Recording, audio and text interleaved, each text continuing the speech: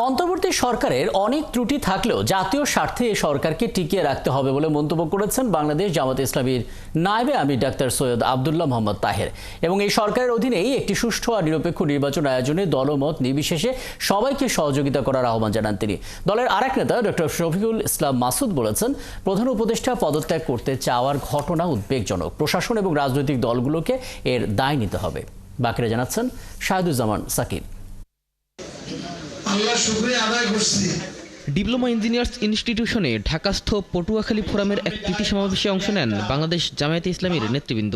দলটির নায়েবে আমির ডাক্তার সৈয়দ আব্দুল্লাহ মোহাম্মদ তাহের বলেন, অন্তর্বর্তী সরকারের অনেক ত্রুটি থাকলেও জাতীয় স্বার্থেই এই সরকারকে টিকিয়ে রাখতে হবে।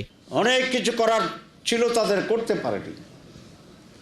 আমরা তার সমালোচনা করছি, দৃষ্টি আকর্ষণ করছি, কারেকশনের চেষ্টা করছি। তবে এই কথা নিঃসন্দেহে একমত হতে হবে, এই জাতিকে অধ্যাপক ইউনূসের নেতৃত্বেই যে ইন্টারিম গভর্নমেন্ট আছে সেই গভর্নমেন্টকে টিকে রাখতে হবে, টিকে থাকা অপরিহার্য প্রয়োজন। সরকারকে নির্বাচনের সুস্পষ্ট রোডম্যাপ ঘোষণার দাবি জানিয়ে তিনি বলেন, রাজনৈতিক দলগুলোর মধ্যে বিশ্বাসের ঘাটতি দেখা যাচ্ছে। সংস্কার ও নির্বাচনের সুস্পষ্ট রোডম্যাপ থাকলে সবার সন্দেহ কেটে যাবে। রাজনৈতিক দলের ভিতরে বিশ্বাসের একটি সংকট তৈরি হচ্ছে।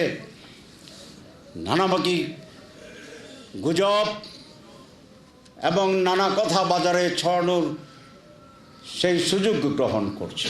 এই ষড়যন্ত্রকে মোকাবেলা করার দায়িত্ব আপনার এবং আমাদের।